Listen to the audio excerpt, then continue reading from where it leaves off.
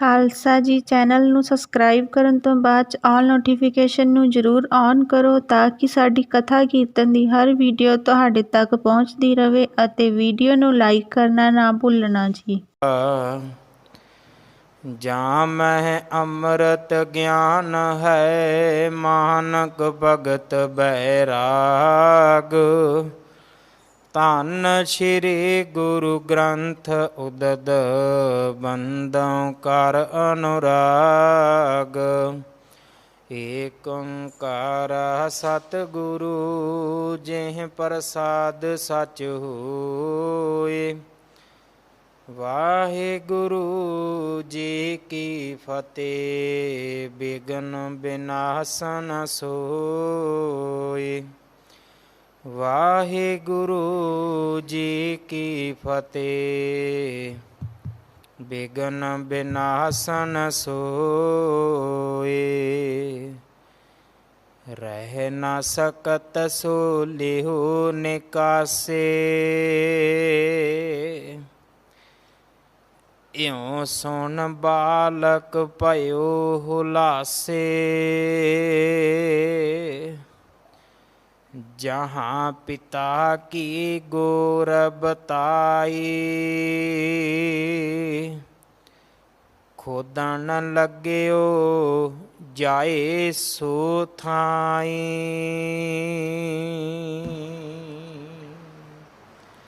ਵਾਹਿਗੁਰੂ ਜੀ ਕਾ ਖਾਲਸਾ ਵਾਹਿਗੁਰੂ ਜੀ ਕੀ ਫਤਿਹ। ਗੁਰੂ ਦਰ ਤੇ ਹਾਜ਼ਰ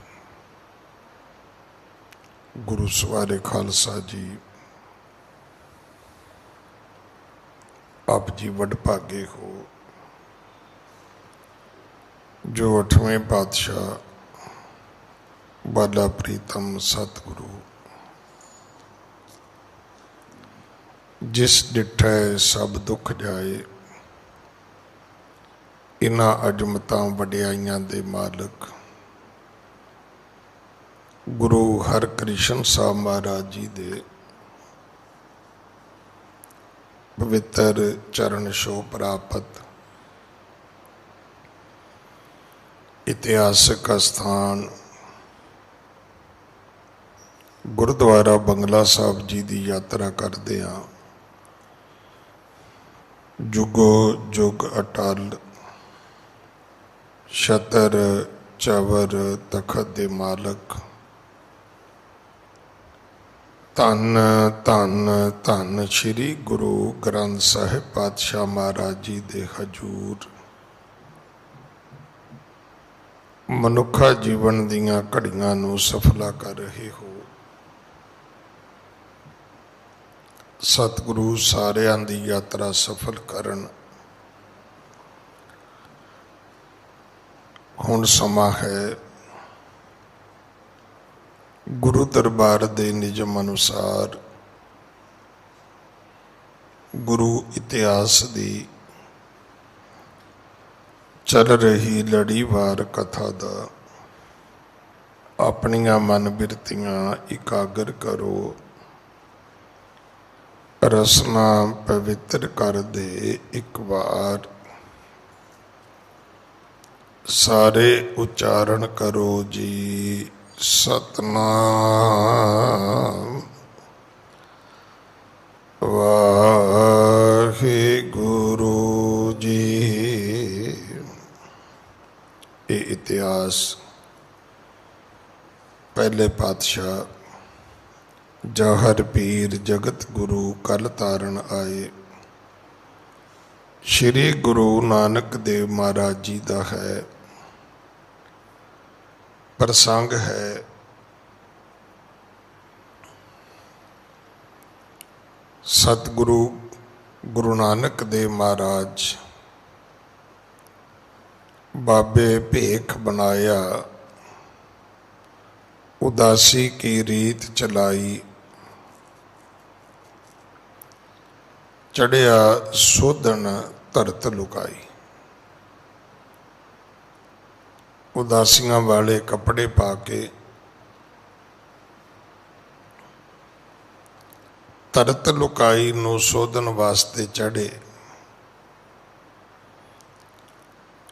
और ये दूसरी उदासी सी जदों बहुत सारे देशों का सनातन मत दे तीर्थ अस्थानां का भ्रमण करदियां सतगुरु रोम वलायत देश पहुंचे ने। मन्निया जाता है कि इत्थों का जिहड़ा राजा है वो कारू बादशाह सी। ये ऐसा जुल्मी राजा होया है कि जिसने अपनी सारी प्रजा दे कोलों धन खो लिया सी। फिर इसने एक दिन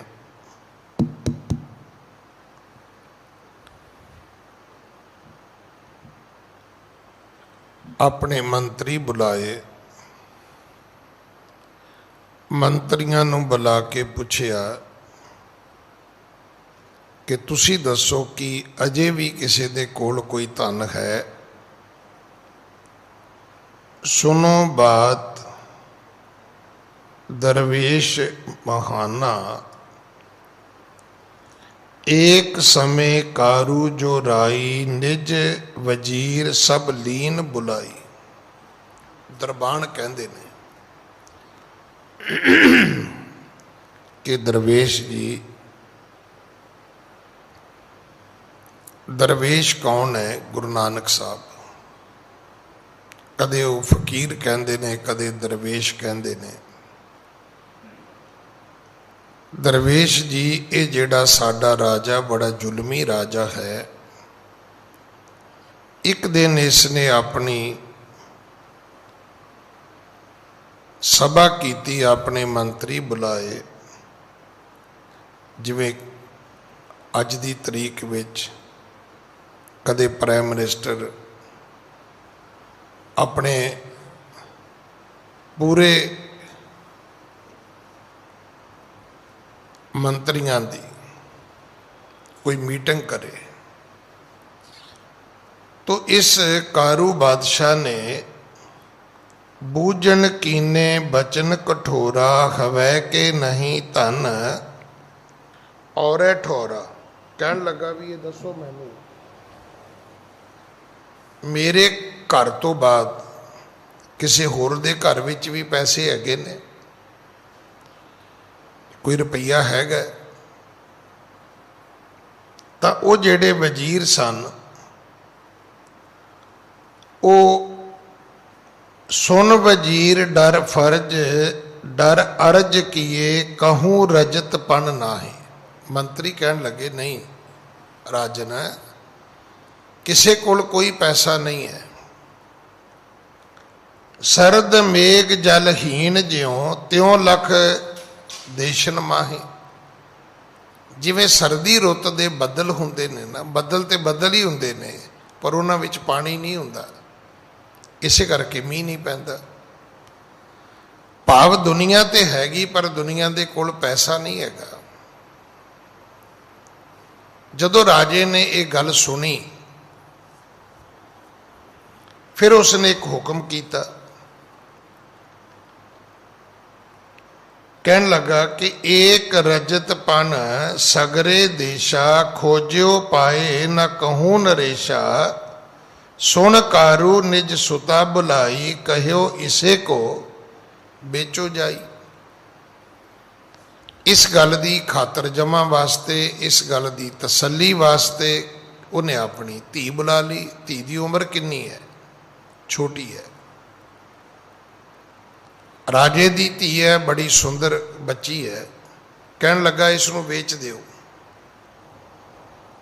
और यदी कीमत होएगी केवल 1 रुपया। राजे का हुक्म, राजे की लड़की बाजार दे विच खड़ी कर दी गई बेचण वास्ते। कीमत 1 रुपया। एक 14 साल के लड़के ने आके लड़की नूं वेखिया, कहन लगा 1 रुपए च राजे की धी मिल सकती है। वो घर दौड़िया, ਉਹਨੇ ਜਾ ਕੇ ਮਾਂ ਨੂੰ ਕਿਹਾ कि जननी एक रजत पन दीजै पातशाह की तनिया लीजै सुंदर रूप अह जिस केरा ये सौदे में लाभ कनेरा। कहन लगा मां बड़ा सस्ता सौदा है, 1 रुपये च राजे की कुड़ी मिल जाएगी।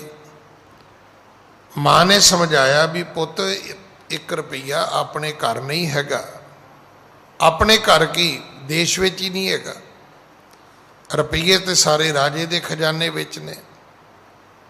कहन लगा मां जे तू मैनू जीवित वेखना चाहनी है, मैनू रुपया चाहिए। कहंदे बच्चा गश खा के धरती ते डिग पिया। इथों तक कल आपां कथा सुनी सी कि तब हठ गहिओ सो बाल बिसाला कहें के ले दीजो तत्काला नातुर नहीं जीवना मेरो गिरियो धरन पर खाए घुमेरो। घुमण घेरी खाधी तो 14 साल का बच्चा जिहड़ा सी वो धरती ते डिग पिया। मां ने रोना ते वरलाप करना शुरू कर दिता। हाँ जी। जननी रोए चिंत बहु करही कह कह सुत को हाथ उचरही।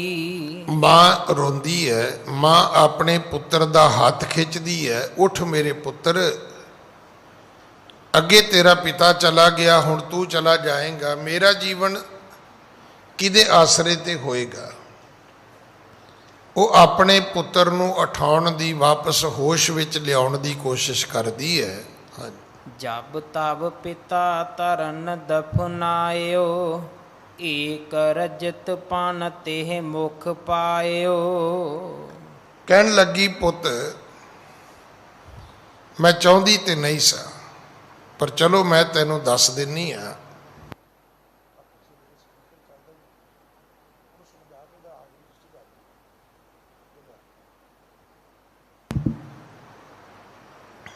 कहन लगी पुत्र मैं चाहती नहीं सी,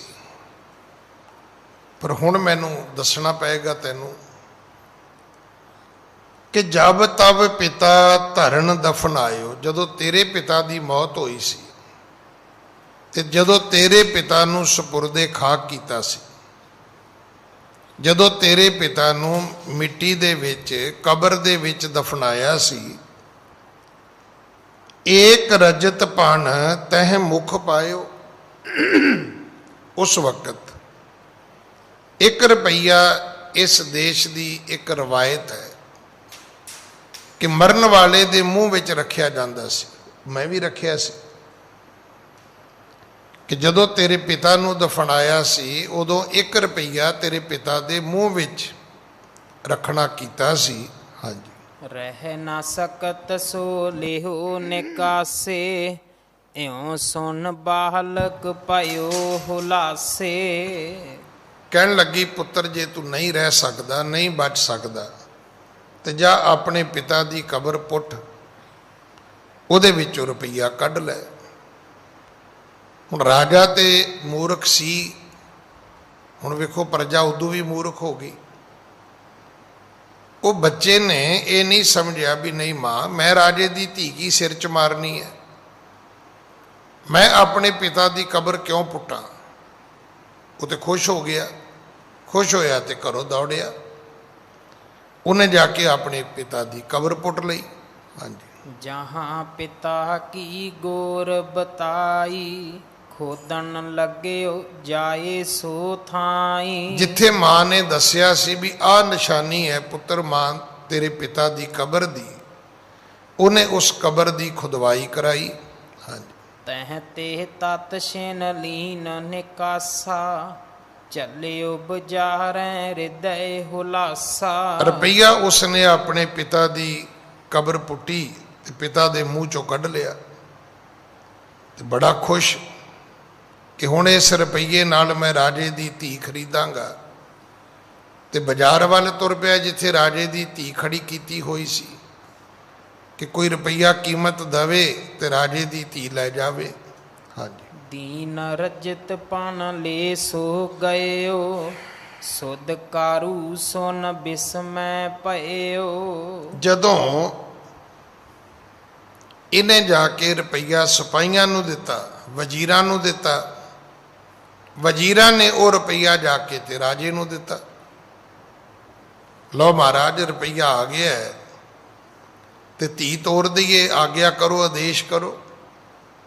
ਹੁਣ ਜਦੋਂ ਇਹ ਵੇਖਿਆ ਰੁਪਈਆ ਕਾਰੂ ਬਾਦਸ਼ਾਹ ਨੇ, ਉਹ ਪਰੇਸ਼ਾਨ ਹੋ ਗਿਆ, ਇਹ ਕੀ ਬਣਿਆ? ਮੇਰੇ ਮੰਤਰੀ ਦੇ ਕਹਿੰਦੇ ਸੀ ਰੁਪਈਆ ਹੈ ਹੀ ਨਹੀਂ ਕਿਤੇ। ਉਹ ਸਿਰਫ ਉਹਨੇ ਧੀ ਵੇਚਣੀ ਨਹੀਂ ਸੀ, ਉਹਨੇ ਸਿਰਫ ਆਪਣੀ ਖਾਤਰ ਜਮ੍ਹਾਂ ਕਰਨੀ ਸੀ, ਤਸੱਲੀ ਕਰਨੀ ਸੀ ਕਿ ਕੀ ਵਾਕਈ ਕਿਸੇ ਕੋਲ ਰੁਪਈਆ ਨਹੀਂ ਹੈਗਾ। ਪਰ ਰੁਪਈਆ ਤੇ ਨਿਕਲ ਆਇਆ। ਹਾਂਜੀ। ਗਹਿ ਮੰਗਵਾਇਓ ਤਹਿ ਤਤਕਾਲਾ, ਆਨ ਸਾਸਨਾ ਦੀਨ ਬਿਸਾਲਾ। ਹੁਣ ਵੇਖੋ ਜਿਹੜੀ ਵੇ ਦੀਨਾ ਕੀ ਦੋਸਤੀ, ਵੇ ਦੀਨਾ ਕਾ ਖਾਨ। ਜਿਹੜੇ ਧਰਮੀ ਰਾਜੇ ਨਹੀਂ ਹੁੰਦੇ ਨਾ, ਕਦੇ ਉਹਨਾਂ ਦੇ ਭਰੋਸਿਆਂ ਵਿੱਚ ਨਾ ਗਵਾਚ ਜਾਣਾ। ਇਹ ਗਲਤੀ ਆਪਣੀ ਜ਼ਿੰਦਗੀ 'ਚ ਕਦੇ ਨਾ ਕਰਨਾ। ਹੁਣ ਜੇ ਧਰਮੀ ਹੁੰਦਾ ਤੇ ਕਹਿੰਦਾ ਬਈ ਠੀਕ ਹੈ, ਜੋ ਮੇਰੀ ਧੀ ਦੇ ਭਾਗ, ਮੁੜ ਕੇ ਭਾਵੇਂ ਜੋ ਮਰਜ਼ੀ ਕਰਦਾ। ਪਰ ਇੱਕ ਵਾਰੀ ਚਾਹੀਦਾ ਸੀ ਵੀ ਉਹ ਆਪਣੇ ਕੌਲ, ਆਪਣੇ ਬਚਨ ਤੇ ਨਿਭਾਉਂਦਾ। ਰਾਜਾ ਸੀ ਉਹ, ਕਹਿੰਦਾ ਠੀਕ ਹੈ ਮੇਰੀ ਧੀ ਦੇ ਦਿਓ ਇਸ ਨੂੰ। ਬਈ ਨਹੀਂ, ਉਸਨੇ ਧੀ ਨਹੀਂ ਦਿੱਤੀ, ਸਗੋਂ ਕਹਿਣ ਲੱਗਾ ਵੀ ਉਹ ਲੜਕਾ ਮੇਰੇ ਪੇਸ਼ ਕਰੋ।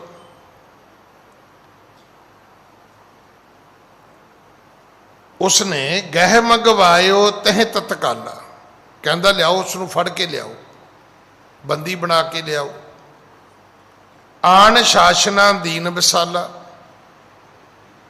ਜਦੋਂ ਰਾਜੇ ਦੇ ਦਰਬਾਰ ਵਿੱਚ ਆਇਆ ਤੇ ਉਸ ਨੂੰ ਬਹੁਤ ਕੁੱਟਿਆ ਮਾਰਿਆ ਗਿਆ, ਉਹਨੂੰ ਤਾੜਨਾ ਕੀਤੀ ਗਈ। ਹਾਂਜੀ। ਕਿਹ ਤੇ ਲਿਆਇਓ ਸਾਚ ਬਤਾਵੋ, ਮਾਰਹਿ ਤੁਰਤ ਜੇ ਕੂਰ ਅਲਾਵੋ। ਹੁਣ ਸਾਰੇ ਪੁੱਛਦੇ ਨੇ ਵੀ ਸੱਚ ਦੱਸ, ਜੇ ਤੈਨੂੰ ਆਪਣੀ ਜ਼ਿੰਦਗੀ ਚਾਹੀਦੀ ਹੈ। ਰਾਜੇ ਦੀ ਧੀ ਵਾਲਾ ਤੇ ਖਿਆਲ ਛੱਡ ਦੇਣਾ, ਹੁਣ ਤੇ ਆਪਣੇ ਜਿਉਂਦੇ ਰਹਿਣ ਬਾਰੇ ਸੋਚ। ਜੇ ਤੂੰ ਜਿਉਂਦਾ ਰਹਿਣਾ ਚਾਹੁੰਦਾ ਹੈ ਤੇ ਸੱਚ ਬੋਲ, ਤੇ 10 ਰੁਪਈਆ ਆਇਆ ਕਿੱਥੋਂ ਹੈ? ਜਦੋਂ ਪੂਰੇ ਦੇਸ਼ ਵਿੱਚ ਰੁਪਈਏ ਨਹੀਂ ਹੈਗੇ ਤੇ ਤੈਨੂੰ 1 ਰੁਪਈਆ ਕਿੱਥੋਂ ਲੱਭ ਗਿਆ? ਅਗਰ ਝੂਠ ਬੋਲੇਗਾ ਤੈਨੂੰ ਇੱਥੇ ਹੀ ਮਾਰ ਦਿੱਤਾ ਜਾਏਗਾ, ਤੇਰਾ ਜੀਵਨ ਖਤਮ ਹੈ। ਹਾਂਜੀ। ਤਬ ਬਾਲਕ ਨੇ ਸਾਚ ਉਚਾਰਾ, ਮੈਂ ਕਾਢਿਓ ਪਿਤ ਗੋਰ ਮਝਾਰਾ। ਅੱਗੋਂ ਫਿਰ ਉਹ ਲੜਕਾ ਕਹਿਣ ਲੱਗਾ ਜੀ ਸੱਚ ਇਹ ਹੈ, ਰੁਪਈਆ ਇਸ ਦੇਸ਼ ਵਿੱਚ ਕਿਸੇ ਕੋਲ ਨਹੀਂ ਹੈ। ਮੈਨੂੰ ਵੀ ਮੇਰੀ ਮਾਂ ਨੇ ਦੱਸਿਆ ਤੇ ਮੈਂ ਰੁਪਈਆ ਕਬਰਾਂ ਵਿੱਚੋਂ ਜਾ ਕੇ ਆਪਣੇ ਪਿਤਾ ਦੀ ਕਬਰ ਵਿੱਚੋਂ ਕੱਢਿਆ।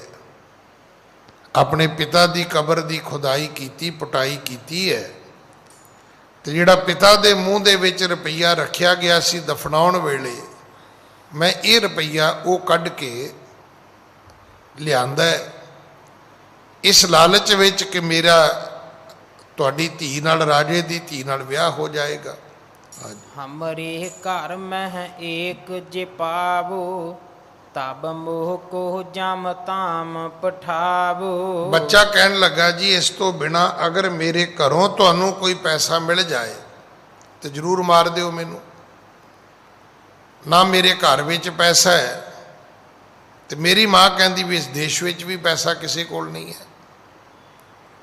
ਭਾਵ ਉਹਦਾ ਸੀ ਵੀ ਮੈਨੂੰ ਛੱਡ ਦਿਓ, ਮੈਂ ਤੇ ਪਿਤਾ ਦੀ ਕਬਰ ਚੋਂ ਰੁਪਈਆ ਲੈ ਕੇ ਆਇਆ, ਮੇਰੇ ਘਰ ਵਿੱਚ ਹੋਰ ਪੈਸਾ ਨਹੀਂ। ਅਗਰ ਮੈਂ ਝੂਠ ਬੋਲਾਂ ਤੇ ਬੇਸ਼ੱਕ ਮੈਨੂੰ ਮਾਰ ਦਿੱਤਾ ਜਾਏ। ਜਬ ਐਸੀ ਕਾਰੂ ਸੁਧ ਪਾਈ, ਸਭ ਕੀ ਗੋਰਾਂ ਲੀਨ ਖੁਦਾਈ। ਅਸਲ ਵਿੱਚ ਜਿਹੜਾ ਕਾਰੂ ਬਾਦਸ਼ਾਹ ਸੀ ਉਹ ਪਾਪੀ ਰਾਜਾ ਸੀ। ਹੁਣ ਉਸਨੇ ਕੀ ਕੀਤਾ? ਧੀ ਤਾਂ ਵਿਆਹੀ ਨਹੀਂ।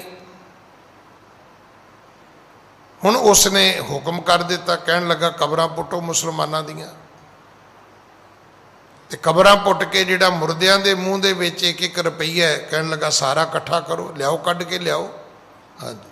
कहूँ कहूँ ते पायो सोई, ਇਹ ਸਮ ਜ਼ੁਲਮੀ ਔਰ ਨਾ ਕੋਈ। ਹੁਣ ਇਸ ਨੇ ਜਿੱਥੇ ਜਿੱਥੇ ਵੀ ਕਬਰਾਂ ਸੀ ਉਥੋਂ ਰੁਪਈਏ ਕਢਾ ਲੈ। ਦਰਬਾਨ ਕਹਿਣ ਲੱਗੇ ਦਰਵੇਸ਼ ਜੀ ਜਿਹੜੇ ਪਹਿਰੇਦਾਰ ਸੀ ਨਾ ਉਹਦੇ ਕਿਲੇ ਦੇ, ਉਹ ਦੱਸਦੇ ਨੇ ਗੁਰੂ ਨਾਨਕ ਸਾਹਿਬ ਨੂੰ, ਕਹਿਣ ਲੱਗੇ ਜੀ ਐਡਾ ਜ਼ੁਲਮੀ ਰਾਜਾ ਇਸ ਧਰਤੀ ਤੇ ਕਦੇ ਨਾ ਹੋਇਆ, ਨਾ ਹੀ ਕਦੇ ਹੋ ਸਕਦਾ। ਹਾਂਜੀ। ਦਰਬਾਨਨ ਤੇ ਸੁਣ ਗੁਣ ਖਾਨੀ, ਪੁਨ ਤਿਨ ਸੰਗ ਕਹੀ ਅਸਬਾਨੀ। ਦਰਬਾਨਾਂ ਦੇ ਕੋਲੋਂ ਗੁਰੂ ਨਾਨਕ ਸਾਹਿਬ ਨੇ ਸੁਣਿਆ, ਪੂਰੀ ਦਾਸਤਾਨ ਸੁਣ ਲਈ, ਹਾਲਾਤ ਸੁਣ ਲੈ, ਉਹਦਾ ਵਰਣਨ ਆ ਗਿਆ ਸਾਹਮਣੇ। ਤਦੋਂ ਫਿਰ ਗੁਰੂ ਨਾਨਕ ਸਾਹਿਬ ਮਹਾਰਾਜ ਕਹਿਣ ਲੱਗੇ ਭਾਈ ਇੱਕ ਕੰਮ ਸਾਡਾ ਵੀ ਕਰੋਗੇ, ਤੁਸੀਂ ਦਰਬਾਨ ਹੋ, ਰਾਜੇ ਦੇ ਪਹਿਰੇਦਾਰ ਹੋ, ਅੰਦਰ ਮਹਿਲਾਂ ਵਿੱਚ ਆਉਣਾ ਜਾਣਾ ਤੁਹਾਡੇ ਲਈ ਕੋਈ ਔਖਾ ਕੰਮ ਨਹੀਂ, ਤੁਹਾਡੀ ਤਾਂ ਜ਼ਿੰਮੇਵਾਰੀ ਹੈ, ਤੇ ਇੱਕ ਕੰਮ ਸਾਡਾ ਵੀ ਕਰ ਦਿਓ। ਹਾਂਜੀ। ਗੁਨਹਗਾਰ ਇਹ ਦੋਜਕ ਜਾਈ, ਹੈ ਸਦ ਹੈ ਜੋ ਕਰੀ ਕਮਾਈ। ਸਤਿਗੁਰੂ ਕਹਿਣ ਲੱਗੇ ਇਹ ਗੁਨਾਹਗਾਰ ਹੈ, ਇਹ ਦੋਜਕ ਦਾ ਹੱਕਦਾਰ ਹੈ, ਔਰ ਅਫਸੋਸ ਹੈ ਕਿ ਇਸ ਪਾਪੀ ਨੇ ਇਸ ਕਦਰ ਮਾਇਆ ਇਕੱਠੀ ਕੀਤੀ ਹੈ। ਜਿਵੇਂ ਆਪਾਂ ਕਹਿੰਦੇ ਨਾ ਵੀ ਲਾਹਨਤ ਹੈ, ਇਹ ਸਾਡੇ ਆਮ ਦੁਨਿਆਵੀ ਬੰਦਿਆਂ ਦੇ ਥੋੜੇ ਜਿਹੇ ਸ਼ਬਦ ਕਰੜੇ ਹੁੰਦੇ ਨੇ, ਤੇ ਬਹੁਤ ਧਰਮੀ ਆਦਮੀ ਹੋਏਗਾ ਤੇ ਉਹ ਸਿਰਫ ਇਹੀ ਕਹੇਗਾ ਜੀ ਮੈਨੂੰ ਬਹੁਤ ਅਫਸੋਸ ਹੈ।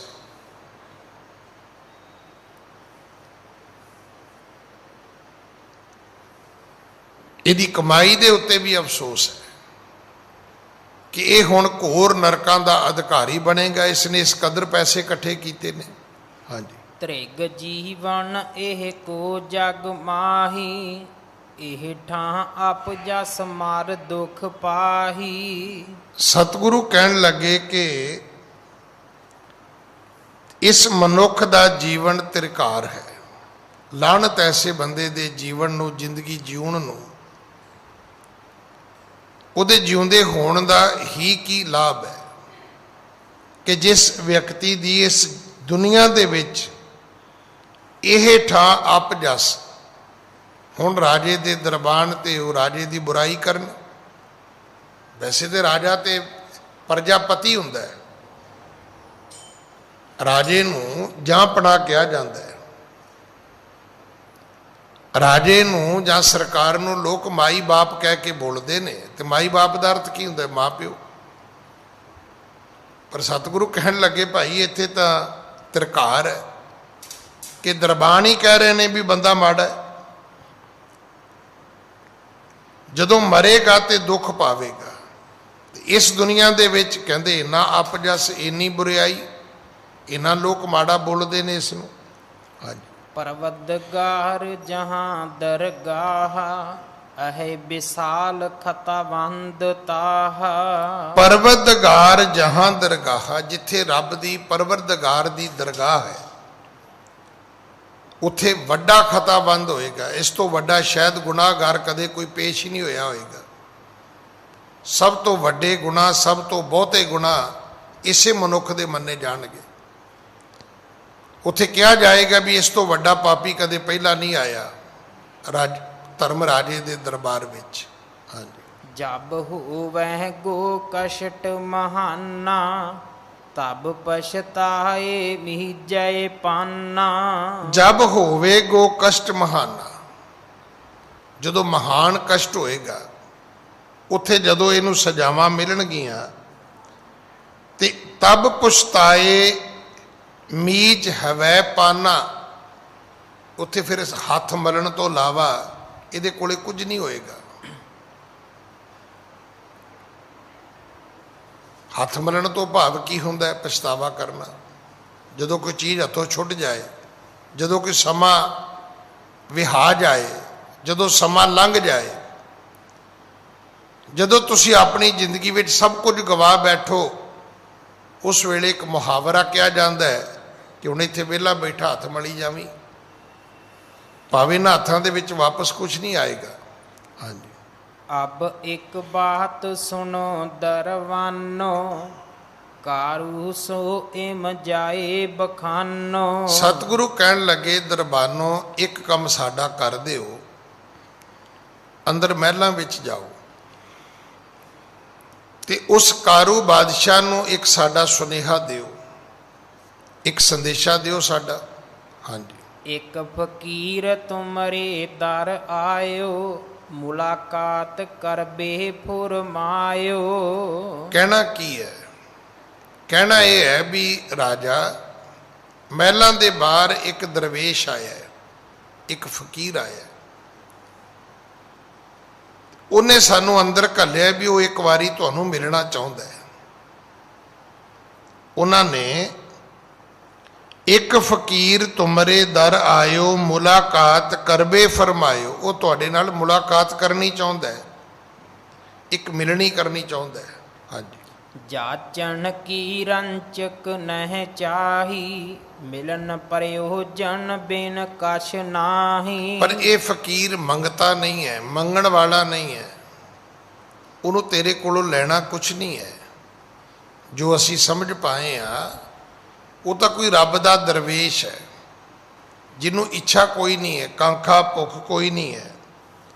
जाचक की रंचक न चाही, मिलन प्रयोजन बिन कछ नाही। सिर्फ मिलना ही चाहता है, उन्होंने कम कोई नहीं है, तुहाडे नाल कोई मतलब नहीं है। हाँ जी। वहर आन कर दर्शन लीजै, सुन बचन पुन आप पनीजै। एक बारी उस दरवेश ने कहा भी बाहर आओ, ते दरबान कहन लगे जी एक बारी कर लो दर्शन उन्होंने। वहर आन कर दर्शन लीजै, उन्हें ये नहीं कहा भी आके दर्शन दियो। मतलब ये जिहड़ी शब्दावली होंदी है ना, इहदा बहुत ध्यान रखने की लोड़ है। किहड़े शब्द कित्थे वरतने ने, किहड़े शब्द किवें बोलने ने। उन्होंने ये नहीं कहा दरबाना ने जाके भी वो जी एक बारी बाहर आ जाओ जी, दरवेश तुहाडे दर्शन करना चाहता है। उन्हें कहा नहीं, बाहर आके एक बारी दरवेश के दर्शन लीजै। लीजे तो अर्थ होंदा है तुसी करो। वहर आन कर दर्शन लीजै, सुनो बचन पुन आप पनीजै। वो दरवेश की गल तो सुनो, तो जो तुहाडा मन आएगा तुसी भी बोल लेना, तुहानू भी आज़ादी है। ये तो है नहीं भी बाबा जी की गल कलियां दी सुननी है। देखो दुनिया की मर्यादा भी यही है कि जब लग दुनिया रही है नानक, किछ सुनी है किछ कही है। सुनना भी चाहिए, अगों तुहानू बोलने का भी हक है। ये जन्म सिद्ध तुहाडा अधिकार है। हाँ जी। मृदल बचन श्री गुर के सुन कहे, गे दरवान संत भल गुण कहे। ये जिहड़े दरवेश सन ये अंदर गए, गुरु के बचनों की कोई ऐसी करामात वरती है कि जिवें गुरु जी ने फरमाया, इन्होंने जाके अंदर कारू बादशाह नूं कह दिता। हाँ जी। पहुँचे कारू केर अगारी, हाथ बंद कह गिरा उचारी। इन्होंने कारू बादशाह के अगे हाथ जोड़ के खलो के, जो उन्होंने ट्रेडिशन होएगी, मर्यादा होएगी, जो उस वेले की रीत होएगी कि किवें जाके राजे दे अगे खलोना है, उसनूं सुनेहा देना है। हुण सानू तो कोई है नहीं इत्थे। मैं वेख्या कई बंदे आउंदे ने मत्था टेकण, झग्गे दे सारे बटन खोले हुंदे ने। पुछो भी इदां दे कमले रमले बन के तुसीं कित्थे कित्थे जा सकदे। छोटियां छोटियां निकरां पाईयां हुंदियां, पिछे गुत्तां कीतियां हुंदियां ने। कि इदां पेके सहुरे जा सकते हो, बाजार जा सकते हो, कोर्ट कचहरी जा सकते हो, थाने बठाने जा सकते हो, कित्थे जा सकते हो? सिर्फ एक गुरुद्वारा ही बचे है भी जिदा की शक्ल बनी उदा ही तुर पे। हर व्यक्ति के अगे खलोण का एक तरीका है। इन्हां दरबाना ने जाके जिहड़ी अपनी गल कीती हाथ जोड़ के कीती है। सिर नवा के कीती है, दरवेश दा जाके सुनिया दिता है। हाँ जी। ਇਕ ਦਰਵੇਸ ਅਪੂਰਬ ਆਵਾ, ਅਦਕ ਪ੍ਰਤਾਪਵਾਨ लख पावा। दरबाना ने एक गल दसी, कहन लगे जी अपूर्व आया है। अपूर्व का अर्थ की है? कहते पहली बारी आया, असी कदे वेख्या ही नहीं, कदे अज तक इहो जिहा दरवेश आया ही नहीं कदे। और आके तुहाडे महलों के बाहर बैठा है, एक दरवेश अपूर्व आवा, अदक प्रीतवान लख पावा। कोई रब दा फकीर लगदा है, कोई रब दे नाल प्यार करन वाली कोई रूह लगदी है। हाँ जी। मृदल बचन जह नीक सुपाऊ, सुंदर रूप सबन मन पाऊ। कहन लगे जी ओदे बचन बड़े मिठे ने, मृदल ने। मृदल बचन उस फकीर दे, नीक सुभाव, कहते सुभाव बहुत वधिया है। सुंदर रूप सबन मन पाऊ, कहते स्वरूप बड़ा सोहना है, दर्शन करिए तो ठंड पैंदी है। फिर सारियां दे मन नूं भाउंदा है। असी जिन्ने बार दरबान सी जां लोग होर सी, सब ने उन्होंने बहुत अच्छा वेख्या, महसूस किया। हाँ, जाचन की जह चाह न काई, रावर को मिलनो फुरमाई। पता नहीं केड़े देश तो आए ने, पर एक गल जरूर है कि उन्हां दे अंदर जाचन की इच्छा नहीं है, मंगण की कोई इच्छा नहीं है कि क्या जावे भी वो तो कुछ मंगण वास्ते आए होणगे। नहीं, मंगण की इच्छा कोई नहीं है। हाँ, मिलन की इच्छा जरूर है कि तुहाडे नाल भेंट मुलाकात करना चाहते हैं। हाँ जी। इउं सुन कारू दर पर आयो, श्री नानक को दर्शन पायो। इउं सुन के गुरु दे संदेशे दा कारू बादशाह ते भी असर हो गया। वो कहने लगा चलो, देखो है तो मन की अवस्था ही है। तुसी वेखोगे उही बंदा कई बारी तुहानूं बहुत वधिया मिलेगा, कई बारी नहीं मिलेगा। कई बारी तुहाडी सेवा बड़ी करेगा, कई बारी तुहानूं अटेंड भी नहीं पूरा करेगा। कई बारी असी गुस्सा कर जावांगे, कई बारी असी कदे मुड़ के फोन करके पूछांगे भी अज मैं भरा जी आया सी तुहाडे कोल, पर तुसी मैनूं लगदा डिस्टर्ब सी। वो कहता भी हाँ तुसी बिल्कुल ठीक पछाणिया। फिर वो कहूगा भी सॉरी भाजी मैं तुहानूं अटेंड नहीं कर सकिया। ये मन की एक अवस्था है। ये कबहूं जियड़ा ऊब चढ़त है, कबहूं जाए प्याले। ये मन जेड़ा है कदे स्थिर नहीं रहिंदा। ये अंधला नीच जात परदेसी, खिन आवे तिल जावे। ये मन शक्ति, ये मन सीओ, पता ही कोई नहीं, कदे कुछ कदे कुछ। अज कारू बादशाह ने दरबाना की गल मन लई। कोई गुरु की कोई करामात ही ऐसी वरती कि उठिया, कहन लगा चलो, आ गया दरवाजे ते। हाँ जी। बंदन कर पाठांड अगारी, संग पीर मानव की पारी। आके गुरु जी दे दर्शन किए। दर्शन करदे कहंदे सिर झुक गया, इसका हथ जुड़ गए। ये कल्ला नहीं सी। ये जदों तुरिया तो बड़े सारे दरबान, ये सिपाही, ये वजीर, ये एहलकार वो भी नाल उठ तुरे।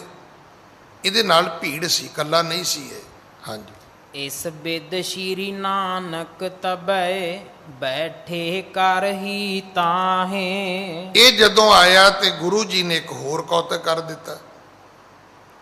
गुरु जी जिथे बैठे सी, बैठे बैठे सतगुरु हौली हौली अगे अगे सरकने शुरू हो गए। तो उथे जेड़े कोई छोटे छोटे कोई पत्थर, कोई कंकर, कोई रोड़ कोई रोड़ियां पईयां होणगीਆਂ, ਉਹਨਾਂ ਨੂੰ ਹੱਥਾਂ ਦੇ ਨਾਲ ਚੁਣਦੇ ਚੁਣਦੇ ਆਪਣੀ ਝੋਲੀ ਭਰਨ ਲੱਗ ਪਏ।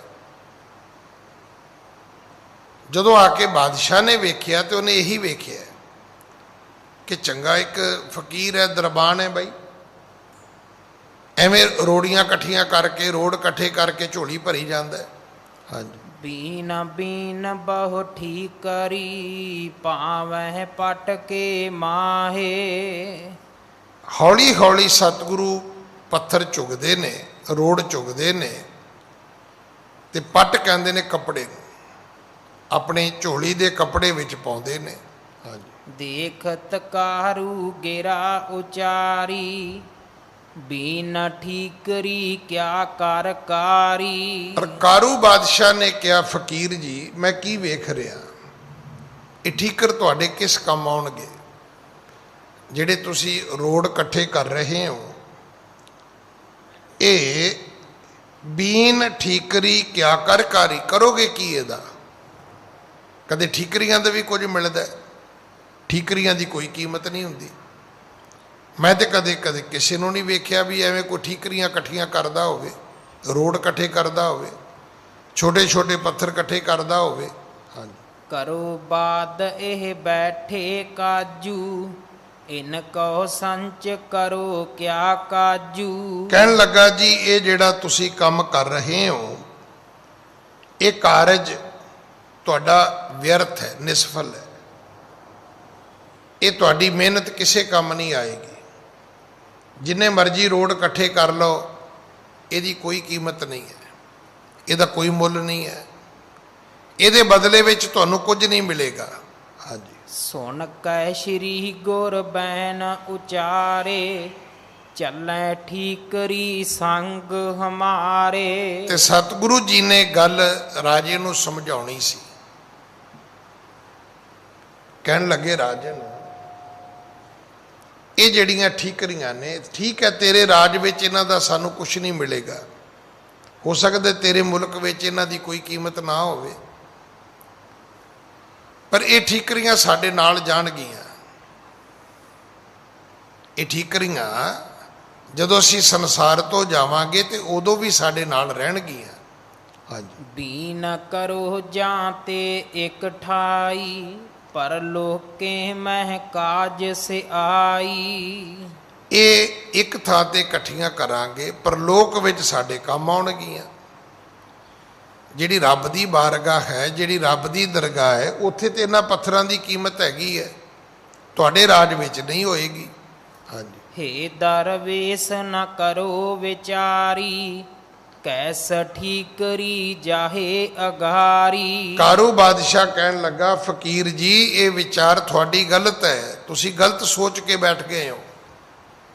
ਮੈਂ ਰਾਜਾ ਹਾਂ, ਮੈਨੂੰ ਪਤਾ ਹੈ ਕਿ ਇਹ ਜਿਹੜੀਆਂ ਠੀਕਰੀਆਂ ਨੇ ਮਰੇ ਬੰਦੇ ਦੇ ਨਾਲ ਨਹੀਂ ਜਾਂਦੀਆਂ। ਹਾਂਜੀ। देह संग की एहां रहे है तृण समान किछ संग न जय है। ਹੁਣ ਇੱਥੋਂ ਪਤਾ ਲੱਗਦਾ ਵੀ ਪਤਾ ਸਭ ਨੂੰ ਹੈ, ਪਾਪ ਦੇ ਧਨ ਬਾਰੇ ਸਾਨੂੰ ਸਾਰਿਆਂ ਨੂੰ ਪਤਾ ਹੈ, ਹੇਰਾ ਫੇਰੀ ਬਾਰੇ ਸਾਨੂੰ ਸਭ ਨੂੰ ਪਤਾ ਹੈ, ਮੌਤ ਦੇ ਸੱਚ ਬਾਰੇ ਸਾਨੂੰ ਸਭ ਨੂੰ ਪਤਾ ਹੈ, ਮਰ ਜਾਣਾ ਸਭ ਨੂੰ ਪਤਾ ਹੈ, ਲੈ ਕੇ ਕੁਝ ਨਾਲ ਨਹੀਂ ਜਾਣਾ ਸਭ ਨੂੰ ਪਤਾ ਹੈ। ਕਾਰੂ ਬਾਦਸ਼ਾਹ ਹੁਣ ਗੁਰੂ ਨਾਨਕ ਸਾਹਿਬ ਨੂੰ ਸਮਝਾ ਰਿਹਾ ਹੈ। ਕਹਿਣ ਲੱਗਾ ਜੀ ਦੇਹ ਸੰਗ ਕੀ ਇਹ ਰਹੇ ਹੈ, ਇਹਾਂ ਰਹੇ ਹੈ। ਕਹਿਣ ਲੱਗਾ ਦਰਵੇਸ਼, ਆ ਜਿਹੜਾ ਤੇਰਾ ਸਰੀਰ ਹੈ ਨਾ, ਇਹ ਵੀ ਇੱਥੇ ਰਹੇਗਾ, ਠੀਕਰੀਆਂ ਤੇ ਦੂਰ ਦੀ ਗੱਲ। ਜਦੋਂ ਤੂੰ ਦੁਨੀਆ ਤੋਂ ਜਾਏਗਾ ਤੇਰੇ ਨਾਲ ਕੁਝ ਨਹੀਂ ਜਾਏਗਾ, ਸਰੀਰ ਵੀ ਨਹੀਂ ਜਾਏਗਾ। ਹੁਣ ਇਹ ਗੱਲ ਤੇ ਭਗਤਾਂ ਦੀ ਬਾਣੀ ਦੀ ਹੈ, ਗੱਲ ਤੇ ਗੁਰੂ ਦੀ ਬਾਣੀ ਦੀ ਹੈ। ਜੋ ਤਨ ਉਪਜਿਆ ਸੰਗ ਹੀ ਸੋ ਪੀ ਸੰਗ ਨਾ ਹੋਇਆ, ਇਹ ਤੇ ਗੁਰਬਾਣੀ ਦਾ ਫੈਸਲਾ ਸੀ। ਹੁਣ ਇਹੋ ਜਿਹੀਆਂ ਪਵਿੱਤਰ ਗੱਲਾਂ ਕਾਰੂ ਬਾਦਸ਼ਾਹ ਨੇ ਸ਼ੁਰੂ ਕਰ ਦਿੱਤੀਆਂ। ਕਹਿਣ ਲੱਗਾ ਦੇਹ ਸੰਗ ਕੀ ਇਹਾਂ ਰਹੇ ਹੈ ਤ੍ਰਿਣ ਸਮਾਨ ਕਿਛ ਸੰਗ ਨਾ ਜੈ ਹੈ। ਦਰਵੇਸ਼ਾ, ਇੱਕ ਛੋਟਾ ਜਿਹਾ ਤੀਲਾ ਵੀ ਤੇਰੇ ਨਾਲ ਨਹੀਂ ਜਾਏਗਾ। ਐਵੇਂ ਰੋੜੀਆਂ ਦੇ ਪੱਥਰਾਂ ਦੇ ਭਾਰ ਇਕੱਠੇ ਕਰੀ ਜਾਂਦਾ, ਨਾਲ ਤੇ ਤੀਲਾ ਵੀ ਨਹੀਂ ਜਾਂਦਾ। ਲੱਕੜ ਦਾ ਇੱਕ ਛੋਟਾ ਜਿਹਾ ਕਣ, ਉਹਨੂੰ ਆਪਾਂ ਤੀਲਾ ਕਹਿ ਦਿੰਦੇ ਹਾਂ, ਛੋਟਾ ਜਿਹਾ ਹਿੱਸਾ ਜਿਹੜਾ ਲੱਕੜੀ ਦਾ, ਕਹਿਣ ਲੱਗਾ ਉਹ ਵੀ ਨਹੀਂ ਜਾਏਗਾ। ਹਾਂਜੀ। ਤੈਂ ਜ਼ੁਲਮੀ ਕਰ ਦੇਸ਼ ਮੈਂ ਕੀਨ ਪੈਤਾਲੀ ਗੰਜ।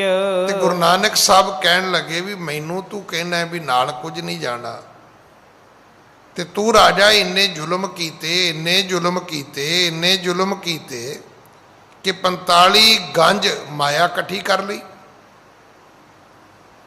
ਇਹ ਗੱਲ ਯਾਦ ਰੱਖਣਾ ਕਿ ਜਦੋਂ ਕੋਈ ਵਿਅਕਤੀ ਤੁਹਾਡੇ ਮੂੰਹ ਤੇ ਸੱਚ ਬੋਲਦਾ ਹੈ ਨਾ, ਸ਼ਾਇਦ ਸੁਣਿਆ ਹੋਏਗਾ ਤੁਸੀਂ ਕਿ ਝੂਠ ਦੇ ਪੈਰ ਨਹੀਂ ਹੁੰਦੇ। ਪਹਿਲੀ ਗੱਲ,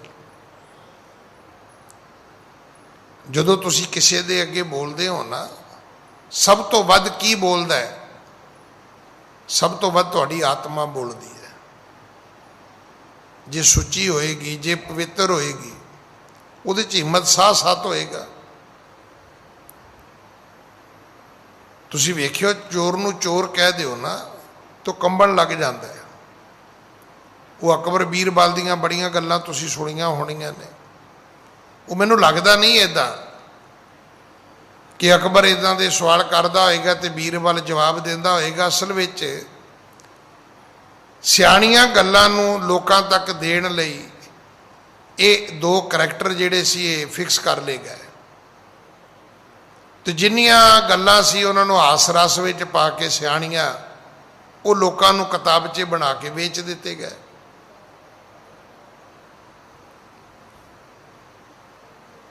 ਇਸ ਕਦਰ ਲੋਕ ਜਿਹੜੇ ਸੀ ਉਹ ਪੜ੍ਹ ਲੈਂਦੇ ਸੀ, ਉੱਦਾਂ ਲੋਕ ਪੜ੍ਹਦੇ ਨਹੀਂ ਸੀ ਹੁੰਦੇ। ਪਹਿਲੀ ਗੱਲ, ਪੜ੍ਹਾਈ ਲਿਖਾਈ ਤਾਂ ਹੁੰਦੀ ਨਹੀਂ ਸੀਗੀ।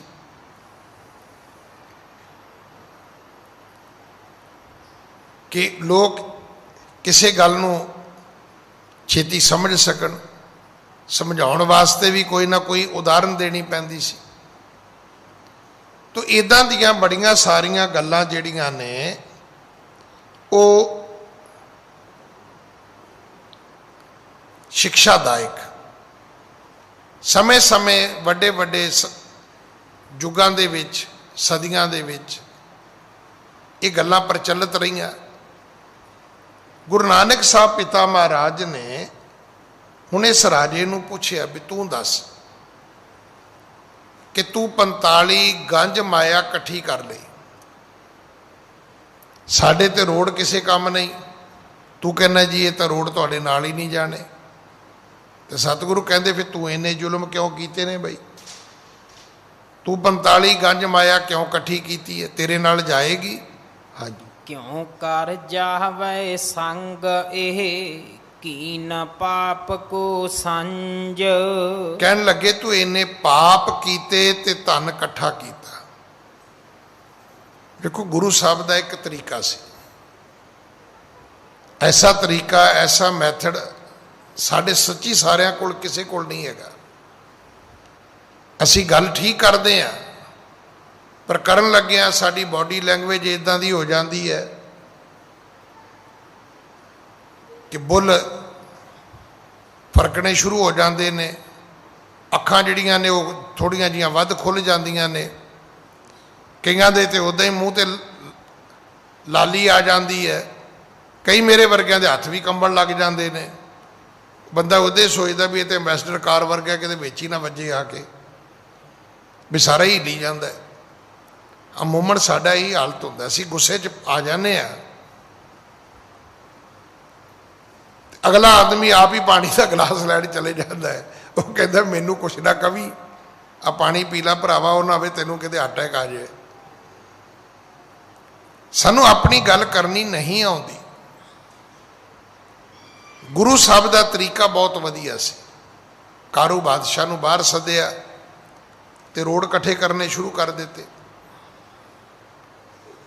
ਹੁਣ ਰੋੜੀਆਂ ਇਕੱਠੀਆਂ ਕਰਨ ਤੋਂ ਕਾਰੂ ਬਾਦਸ਼ਾਹ ਨੂੰ ਗਿਆਨ ਉਤਰ ਆਇਆ। ਉਹਨੇ 5-4 ਗਿਆਨ ਜਿਹੜੇ ਸੀ ਉਹ ਗੁਰੂ ਨਾਨਕ ਸਾਹਿਬ ਤੇ ਛੱਡ ਦਿੱਤੇ।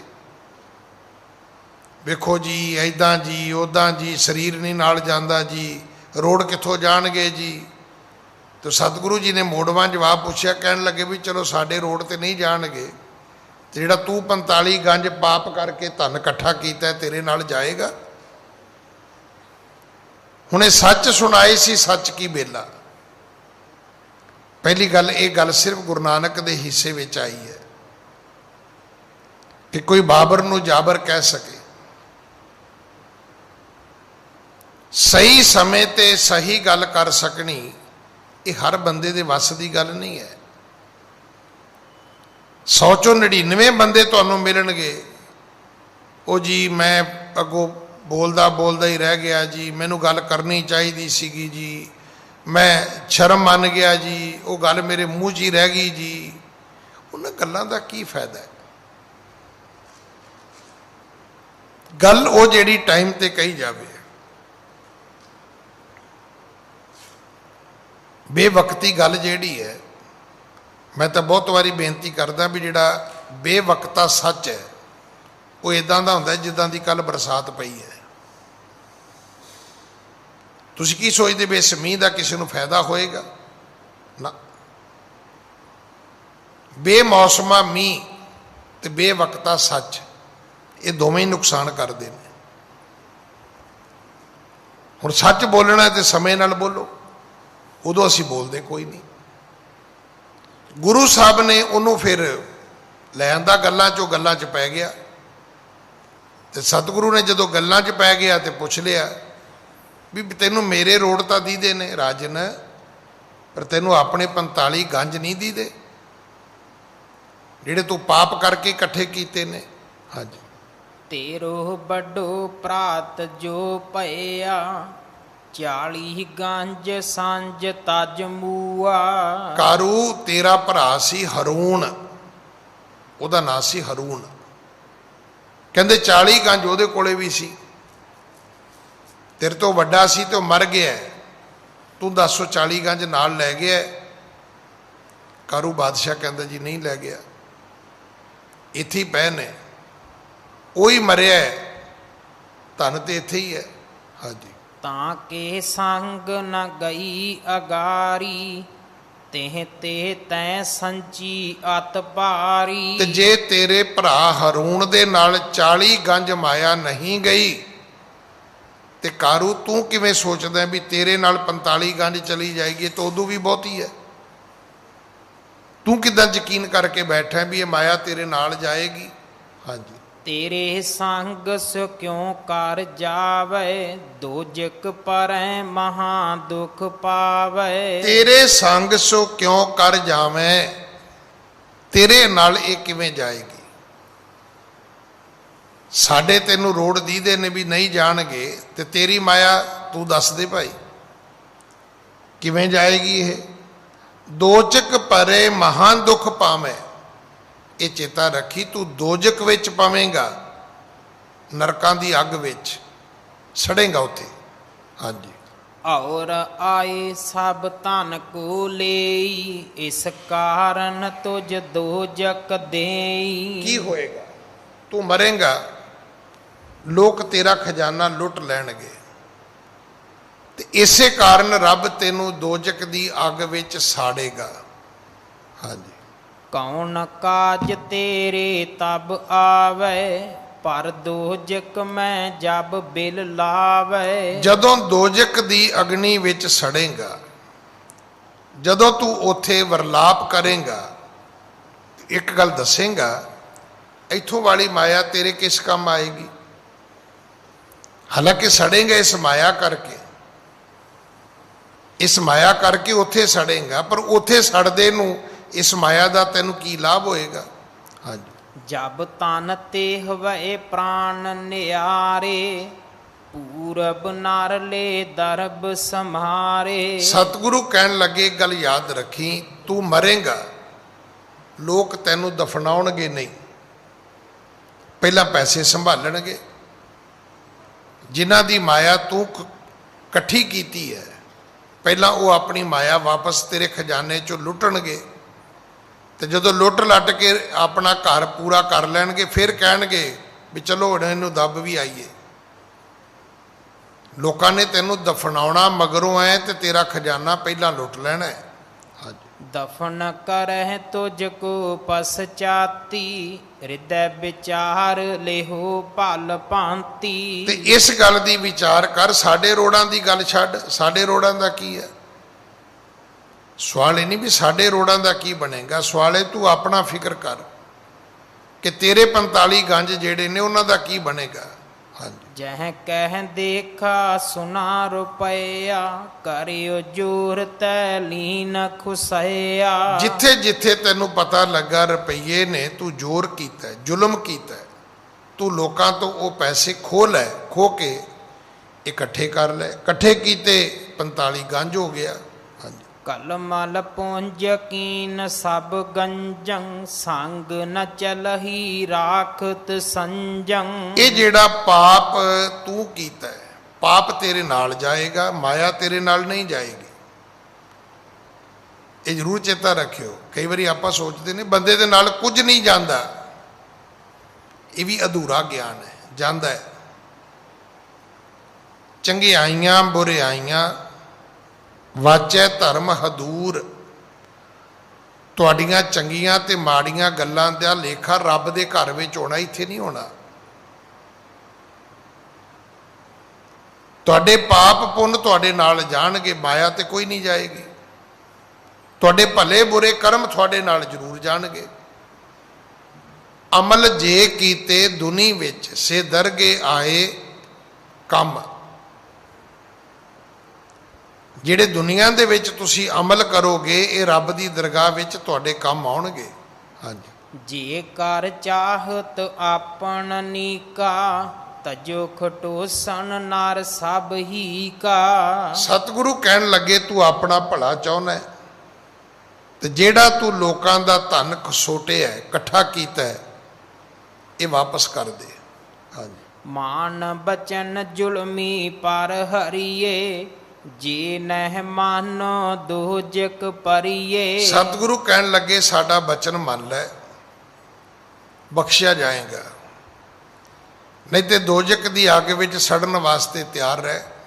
ਹਾਂਜੀ, ਕਈ ਕੋਸ ਅਗਣੀ ਕੇ ਮਾਹੀ ਜਹ ਖੈਚਤ ਜਮ ਦੂਤ ਫਿਰਾਹੀ। ਹੁਣ ਦੋਜਕ ਦੀ ਅਗਨੀ ਇੱਕ ਸਾਡੇ ਲਈ ਕਹਾਵਤ ਟਾਈਪ ਹੈ, ਇੱਕ ਮੁਹਾਵਰ ਹੈ, ਇੱਕ ਅਖਾਣ ਹੈ,